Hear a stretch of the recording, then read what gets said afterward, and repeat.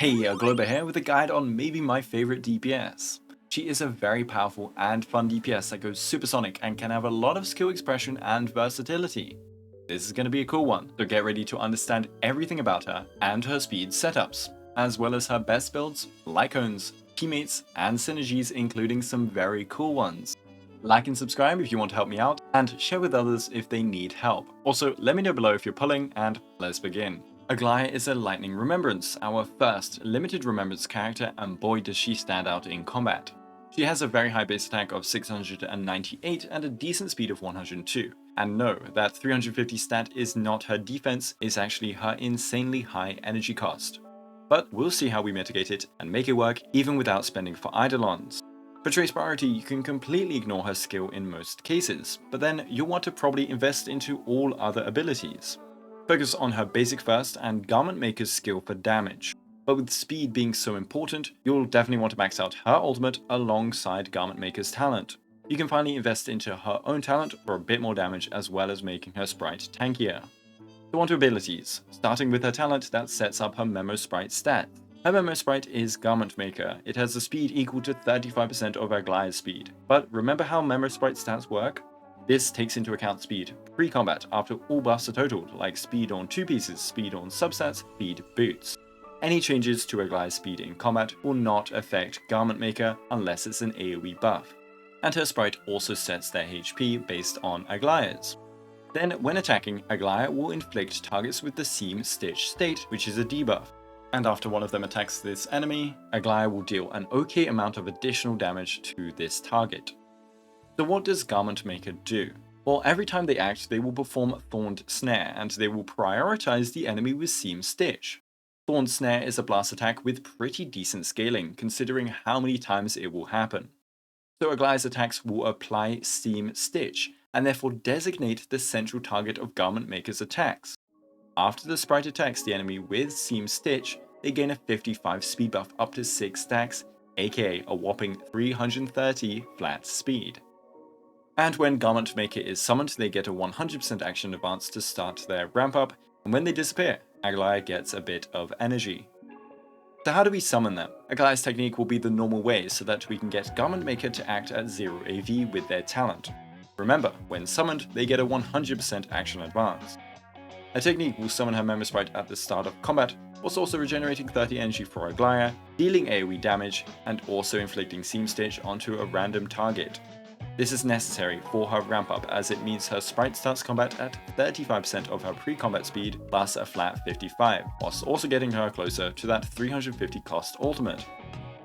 Her skill will also summon Garment Maker if it's absent, and then make herself immediately take action. Essentially a free skill usage if need be. If they're present, you instead heal Garment Maker, but that shouldn't be necessary. And finally, her ultimate can summon her Memo Sprite, and if they're already on the field, then their HP is instead restored to max. But what this ultimate really does is make Aglaya enter the Supreme stance, whilst letting her immediately take action no matter where she is in the action order. When in this stance, Aglaya first takes the number of speed stacks Garment Maker acquired and lets it increase her own speed by 15% for each one. At a cap of 6 stacks, this translates into 90% speed, which is just insane. Remember, percentage speed buffs are based on your base speed, and hers is 102.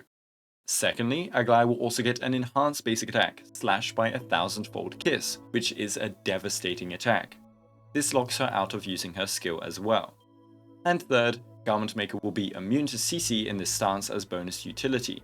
Essentially, she will be spamming out very strong attacks at very high speed alongside her Memo Sprite. This stance has a cooldown like Firefly's Combustion State or Robin's Concerto. It has a speed of 100, so it lasts 100 AV or a normal cycle amount. But unlike Firefly or Robin, Aglaya can refresh the countdown by ulting again. This extra ult will give her an immediate action again too. When she ults, it will reset the countdown, so it will go back to 100 action value from when the ult is activated. This means if you get a large amount of energy from a buff or Apocalyptic Shadow or something, that you might actually want to hold onto her ultimate until you've taken a few extra turns and are nearing the countdown end. Her ult is worth 350 energy, and losing 80 or so from not ulting earlier on is worth it if you've recently entered the Supreme stance. Remember, it refreshes the AV, it doesn't add AV onto the countdown. When the countdown takes its turn, Garment Maker will blow up, which means there goes your speed ramp up and your Supreme Stance. You'll also want a skill to resummon them. And finally, just like these other countdowns in Memory of Chaos, if you clear the wave before it ends, it will reset its action value. So don't worry about ulting again on wave 1 if you can clear fast enough. And so finally, her basic attack. Her regular one is a small, single target, regular old basic attack. But when in the Supreme Stance from her ultimate, it becomes a blast attack and also what we call a joint attack, a brand new mechanic. Both Aglaya and her Garment Maker will attack the target, doing the same multipliers but scaling on their own stats. Combined, this is a monstrous 760% multiplier every single Aglaya turn in the Supreme Stance. This enhanced basic does not recover skill points, so whilst she is skill point positive, she veers more to neutral the more time you spend in her enhanced state. Now a joint attack counts as both units attacking, so both Aglaya and Garment Maker. And this counts twice for on-attack effects that aren't limited to once an action. It doesn't count as Garment Maker taking a turn though. So Robin's Concerto procs can happen twice. Fei Xiao can generate one Flying Aureus for each joint attack. Moz's charges can be consumed twice per joint attack, and the War Armor stacks on enemies will be depleted faster. You get the idea. I think it could create some really awesome future synergies. Finally, for traces. Aglaya's A2 increases her attack and Garment Maker's attack, but only during Supreme Stance. It has very high scaling though, at 720% of her speed, plus 360% of Garment Maker's. And yes, this considers the speed buffs that they both get. So this is our first speed scaling unit. But most of the scaling is from the buffs they get in combat from the speed stacks, not necessarily from speed substats on top. But you can expect at 6 stacks to see a 3000 attack buff for both units, which is extraordinarily high. Her A4 retains 1 stack of the speed boost from the Memo Sprite talent when Garment Maker disappears. So when they're resummoned, they at least start with 1 out of 6 stacks rather than 0. Since they get advanced forward, they basically start with 2. Finally, her A6 regenerates her energy to 50% of her max if she is below it. This is a lifesaver for non-endgame modes, as it means you don't have to wait 10 years to enter her Supreme Stance now. In trace bonuses, she gets a lovely amount of crit rate and lightning damage. Of course, we also have Death to ruin the mood, but oh well. Now for Eidolons, and the classic E2 bait is instead in her E1. First off, a 15% vulnerability for enemies afflicted with Seam Stitch. It's not bad, but it's not amazing. However, when Aglaya or Garment Maker now attacks this target, she will additionally regenerate 20 energy, and this is multiplied by energy regeneration rate. When performing the joint attack from earlier, it will count twice to enjoy 40 energy every single enhanced basic on top of the usual 20. And those many Garment Maker turns at 400 speed, they will all give you 30 energy now. She doesn't need this to excel, especially in MOC thanks to her state refreshing, but it's a very strong Eidolon if you want to upgrade her further. If you lack percentage energy battery units like Sunday and Huohuo though, you probably want this. Her E2 up next. When she or Garment Maker takes action, you will stack up 14% Def Ignore up to 3 times, or 42% total. If any other ally takes an action though, it will disappear. This means you want these two units to keep attacking back to back, which will happen very often in her ult, especially with that E1 giving her way more ultimates. E4 makes the speed boost stack up to 7 times now, giving Garment Maker 399 flat speed total when including the E3 talent increase. In her Supreme Stance, Aglaya will also now get a 105% speed buff. It also lets Aglaya contribute to stacking up that speed, but that is a one-time benefit as you should have permanent ult uptime. E6 is a classic damage boost, 20% res pen, and a damage increase for the joint attack based on Aglaya or Garment Maker's speed. Here are the calculated Eidolon gains for Aglaya. As we can see, the E1 is enormous, and this is whilst including Sunday. With Huohuo on top, it dropped to around 40%, which is still really good, as the extra turns every ult are still insane for damage even with some buff downtime. But these are simulations and can't account for every scenario. This increase can get higher if you don't have Sunday or Huohuo, but it can also drop in value depending on the content. If you clear fast enough in MOC, then the second wave will refresh this state. If you zero cycle or end up ulting again, you have little to no effective downtime. In Apocalyptic Shadow, breaking the boss often leads to maxing ult energy, at least in our current buff, which greatly helps her uptime. So whilst E1 is insane in simulations, it can drop in value. It is very good. There are ways to stop her Supreme stance from ending without the E1, especially if you pulled Sunday. So now onto builds. Her best relic set will be the brand new hero set, giving attack percent to both units, speed in combat to Aglaia, and crit damage to both units up permanently. But two-piece combos work okay too, considering they will buff Aglaia and Garment Maker. Scholar Lost in Erudition and the Lightning set would be ideal. But if you want to hit a specific speed breakpoint, then you can also mix in a two-piece of speed in there with Sakados or Hackspace. I mean, you could even use both if you have good enough pieces. Remember though, she scales on speed, but through her self-speed buffs, not through a small 6% in relics. You'd use these relics if you need them for breakpoints in and outside of her stance. For planers, you can go for the Banana set. Yes, Garment Maker doesn't get the extra 32 crit damage from Banana, but I mean it's still 48% crit damage for Aglaia, which is pretty crazy. Rutilant and Glamoth work okay too. They will buff Garment Maker a little bit with the unconditional stats on top of giving nice benefits to Aglaia specifically in combat. For main stats, you'll usually want Crit Rate Chest, Speed Boots, Lightning Orb, and Energy Rope, but let's see where variations can happen. A chest can be crit damage if you have Sunday and, for example, a high CR cone like the Battle Pass Remembrance Cone. Otherwise, crit rate is very important to guarantee crits, as all of her best supports give an abundance of crit damage already. Now for boots, we can go speed or actually attack. More on speed in just a bit, but know that she can run attack boots with specifically Sunday. You can run speed boots with him too, and for any non-Sunday team, I recommend running speed boots. The orb can also be attack percent, but lightning is going to be much better due to the astronomical self buff she gets in her supreme stance. And an energy rope is necessary for achieving 350 energy much quicker. And again, she is giving herself 3000 attack before any ally buffs. My E0 simulations damage drops a ton with attack rope, since losing an ultimate or changing when it happens can drastically hurt uptime and turn count, and change when you act, and it can mess up tuning. This applies to in-game too. Imagine ulting too late and losing a whole cycle, or ulting just too late to extend her ultimate's countdown. Stick with Energy Rope at E0, and at E1 with Sunday or Huohuo you can swap off, but even then I still prefer Energy for comfort and maximizing turn count. For a stat goal, you'll want to hit 100% crit rate in combat, so accounting for buffs like Sunday's 20% or RMC's 10%. Her best supports, including these two, gives so much crit damage already, so focus on always critting. You'll then want a decent amount of crit damage. You could aim for something like 140%, but you can go lower if you're trying to hit high speed breakpoints. Attack doesn't really matter, as you'll self buff by 3000, so around 2000 before this buff is good considering no attack main stats. So now onto speed. If you don't run Sunday, then aim for a high amount of speed. 134 is an initial goal, 160 a later one. If running Robin specifically with Aglaia's S1, then a super min-max amount you can aim for would be 168 speed in combat. This needs her S1 though. What this lets you do is hit 270 in Supreme stance all by herself, and therefore hit 4 actions during a concerto. This is something no other DPS can do without tons of speed or action advance buffs. And for Remembrance MC tuning, you'll just have to ensure Mem acts as soon as possible after Aglaia. The first rotation is easy since Mem starts at 93 plus charge, but the second one will need you to probably use their ult to guarantee it at the right time with the immediate 40% charge.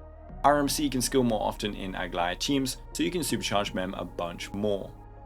Now for Sunday, and please bear with me. First off, 1 speed is equivalent to 8.46 flat attack, so a speed substat is around 20 flat attack, which really isn't that much. Remember that the attack from her A2 is mostly scaled from her base speed and big speed buffs that she gives to herself and Garment Maker. So if you can sustain her ultimate, she is getting a 90% speed buff, or a 91.8 to 102.6 speed buff. So then take into account a 160 Sunday, 161 Aglaia rotation. Aglaia acts, Sunday acts, Aglaia acts, she ults, she acts again. At 252.8 speed thanks to max stacks, she then takes another action before Sunday, but she cannot take an additional one. To do so, she would need 320 speed. Now, if we instead drop down to 102 speed rather than 161, she goes to 193.8 speed in this state. She still acts before Sunday after that action advance, and still cannot get an extra action. So, both of these scenarios are the exact same rotation, and all that changes is the speed stat that doesn't modify anything. Furthermore, getting to 161 speed means you need speed boots, plus a 6% speed relic set and around 12 speed substats. That's a lot of substats. When dropping this much speed, we lose about 500 flat attack, but if we swap to attack percent boots, we get 43.2% attack, which is more than that 500 flat attack. And those 12 speed substats, imagine they were crit rate and crit damage substats now. So, with Sunday, her speed doesn't always matter provided you are in your supreme stance and provided you cannot hit a certain breakpoint, and that breakpoint is based on him. So all of these are considering a 160 speed Sunday, and ideally we run Vonomak on him here for an earlier ramp up. 134 Sunday is also okay. With Sunday Bronya, you can run base speed Aglaya too. This is because Bronya specifically gives Sunday an action right after his first one. This gives us an order of Garment Maker, Sunday, Aglaya, Garment Maker, Bronya, Sunday, Aglaya, Garment Maker. She can ult again here and hits those 4 stacks. And with 160 speed Sunday and RMC, you can run 115 speed Aglaya or 110 with her signature Light Cone. If Sunday is at 134 speed, Aglaya can run base speed. We have the rotation of Garment Maker goes, then RMC acts, summons Mem, Sunday skills Aglaya, Aglaya acts, Mem skills Aglaya, Aglaya acts, then Garment Maker. She can ult, and she hits 3 stacks.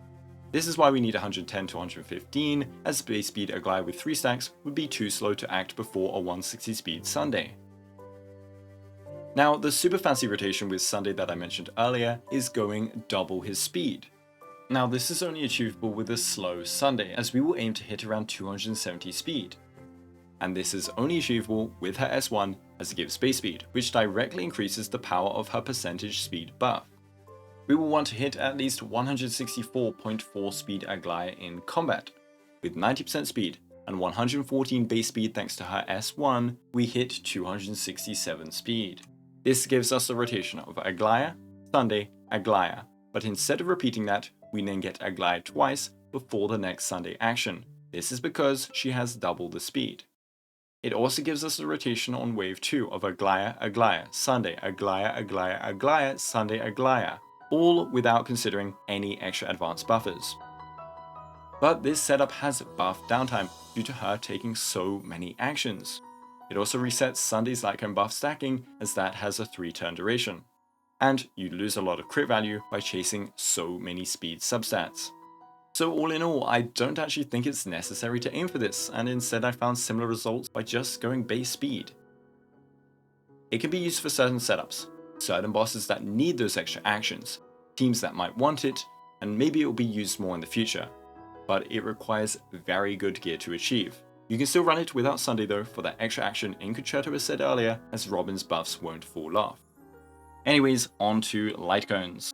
Time Woven into Gold is the first limited remembrance cone and the first cone to give base speed, meaning her base speed with this cone is in fact 114, and that means her 90% self speed buff also gets an increase from this. She also gains a stack of Brocade when she or Garment Maker attacks up to 6 times, each stack increasing crit damage by 9% for both of them, as well as each stack increasing basic attack damage percent by 9% when you've achieved the max stacks. This cone is pretty mandatory if you want to reach that double Sunday speed, and it's very good otherwise to help you hit higher breakpoints. It also has a lot of damage benefits and it's going to be her best by a decent margin. But the Battle Pass Light Cone is sufficient if you don't care for wacky speed goals, as it gives universal damage percent and crit rate for both units. The 3-star Light Cone Reminiscence is also amazing. It has a good base attack and ramps up very fast thanks to Sunday in the simulations, but also thanks to Garment Maker being so fast. I do account for downtime of the Supreme Stance state, which does mean Garment Maker dies, which does mean this buff gets reset. Even with that considered, it is still beating out her 4-star Gacha Light Cone option at S5. This is because that 4-star gives attack percent which we really don't need, like we self-buff 3000 already. It gives basic attack damage percent for 3 turns after ulting, which is great, but it doesn't last long enough in a proper team to outweigh Reminiscence's permanent universal damage percent. And it doesn't buff Garment Maker's attacks outside of the joint attack, unlike the 3-star cone does. And on the topic of E1 versus S1, I recommend getting E1. E1 even with Sunday is an absolute beast of an Eidolon, and even with War 2. Sure, S1 can get you that double Sunday speed breakpoint, but who needs to take an extra action before Sunday when I can just ult again? And the E1's energy just brings a lot of comfort and makes your enhanced states stick around through all types of content. So let's finish off with synergies and teams. First off, Aglaya usually needs her premium support if you want to pop off, and that support is evidently Sunday. He was made for this meta, and Aglaya's kit screams, "I want Sunday in my team." I think she's fantastic without him though, if you have Robin, RMC, and Huohuo, but that is 2 limited characters at the price of 1. Sunday has the best hyper buffs among supports, and it gets better since she has a Memo Sprite. He's the only buffer outside of AoE ones and RMC that can buff both units, and he does so with excellent uptime. Of course, he also gives percentage-based energy, giving 70 energy to Aglaya every ult. This happening on his first turn lets her ult ASAP. And Sunday action advances her and Garment Maker every turn, which means more energy and damage too. A thing I recommend with Sunday is running Vonoak on him even at 134 speed. Him skilling Aglaya way before she acts also brings up Garment Maker. With another advanced support, you hit 6 stacks very early on. Once you have Sunday, your Aglaya is ready, even without Huohuo. For a second support, your best bet is usually Robin, as her action advance lets Sunday and Aglaya act all over again for another rotation. She also has AoE buffs with little downtime. And Aglaya and her Memo Sprite's frequent attacks will proc tons of Concerto damage hits, as well as charge up her energy quite easily. Another amazing support is naturally going to be RMC. Whilst they are insane for a lot of units, they have extra remembrance capabilities like ensuring fast ults for themselves, as well as true damage applying to both the user and their sprite. Their buffs are fantastic for Aglaya, specifically the true damage that applies to herself and her Memo Sprite. It's great to help with her attack saturation. They also help out for attack count based enemies with Mem's attacks. My only problem with Sunday RMC is with Mem action advancing Aglaya a lot, and Sunday doing so too, you can lose out on buffs on a couple attacks. But Remembrance MC and Robin are a fantastic Sundayless combo if you have Huohuo to supplement her energy in his place. RMC can instant advance Robin after her first turn for a very early ultimate, and ensure 2 Concertos in the very first cycle, which is ridiculous. Or it can be saved to double Concerto Wave 2. A duo of either of these 3 units will work, with Sunday Robin being the strongest we have right now, but other variations can do great too depending on the content, especially Robin RMC. But what if you don't have Robin, and what if your MC is taken? Well, Bronya is an amazing support for Aglaya too, or rather, should I say an amazing support for Sunday. Remember the Bronya skill Sunday combo I talked about before? It makes a return with our first limited remembrance DPS. Every Sunday turn is a turn for Aglaya and Garment Maker, and every Bronya turn as well, thanks to Bronya being able to action advance Sunday every turn of hers. This gets Aglaya to 6x very quickly, and the guaranteed extra Aglaya and Garment Maker turn every Bronya turn makes energy gains much better. For the 4th slot, I think Aglaya is going to be one of the better zero sustain units. She acts so fast, so frequently with action advance, and does so much raw damage in that time that she doesn't really need a sustain in some content. She also has a Memo Sprite who can tank hits for the team, and her ulting will regen Garment Maker's HP back to full, so them being a punching bag is actually really useful here. If you use RMC as well, there's Mem for a second punching bag that can be healed. I'm sorry, Mem. Her ideal zero sustain teams will be Sunday, Robin with either Bronya or RMC, basically just mashing all the best supports in one. It's very fun. You can either get the Bronya Sunday combo pushed to its limits with Robin, or you get the Robin RMC combo strengthened further by Sunday. But talking actual sustain, Huohuo will be the best by far thanks to her percentage based energy on ultimate. This batteries Aglaya whilst also battering teammates. If Sunday is present, well, you're even closer to another 70 energy. Huohuo can go super fast and spam skill, or at least use more skills thanks to Aglaya's SP positivity or eventually neutrality. No more having to basic all the time on Huohuo, and this improves her energy rotations. And since she is spamming skill, we can now go Shared Feeling on her for 4 energy to the team every time. There have been a lot of niche cases where this has come in handy, and it feels great to have on-demand energy instead of RNG quid pro quo procs, though that cone is fine too. Gallagher quid pro quo is a fine substitute as well. This character is just so good. But to be honest, since we have so much SP lying around in a lot of Aglaya teams, Gallagher can start using skill too. This will also improve his energy rotation and lead to more ults, which means even more actions for him. So you can go Shed Feeling on him as well here. And since he targets a single ally with his skill, Sakados on Gallagher is not even a meme. In most cases you want to basic spam with him, but in some Aglaya teams you might as well use the free skill points. And for some fun, I tried Jade and Feixiao with Aglaya as promised. Feixiao with Robin Sunday Aglaya was very fun and actually worked decently in Apocalyptic Shadow since we want to break as fast as possible. Aglaya joint attacks meant one flying Auris every time, which really helped charge up her ultimates. Sunday advancing her and Garment Maker every turn of his also led to a flying Auris each time. I reckon a joint attack sub DPS Remembrance could be balling for Feixiao in the future. Also, Moza was a fun 4th slot, a bit like Feixiao, since every enhanced basic from Aglaya would remove 2 charge points from him, and you don't even need to directly hit the enemy he's on. I nearly zero cycled with this team versus Svarog, which was pretty fun to do, and I think better optimization and gameplay could do it. For Pure Fiction, Aglaya can actually do decently too. I reckon with a buff that actually works well with her, that she could do 40k. I mean, she could probably 40k right now with better optimization or Eagle Dance shenanigans on her supports, but with the sustain and Sunday RMC, I got a nice 35k. She attacks so often and does great damage that she's clearing a few enemies at once, but at a very high frequency. But a fun team was with Jade. Deck Collector on Garment Maker means every Garment Maker attack at that very high speed is 3 charges thanks to their blast attack, and every joint attack from Aglaya's enhanced basics is another 3 charges. Jade starts spamming out attacks a lot. I also tried E0 Acheron with them since Aglaya applies a debuff every turn, but it didn't work so well for me, maybe an E2 Acheron thing. But yeah, I really hope you liked this one, and if you did, don't forget to like and subscribe and share to others that might need this info. Thanks to my amazing YouTube members, thanks for watching, and have a good day.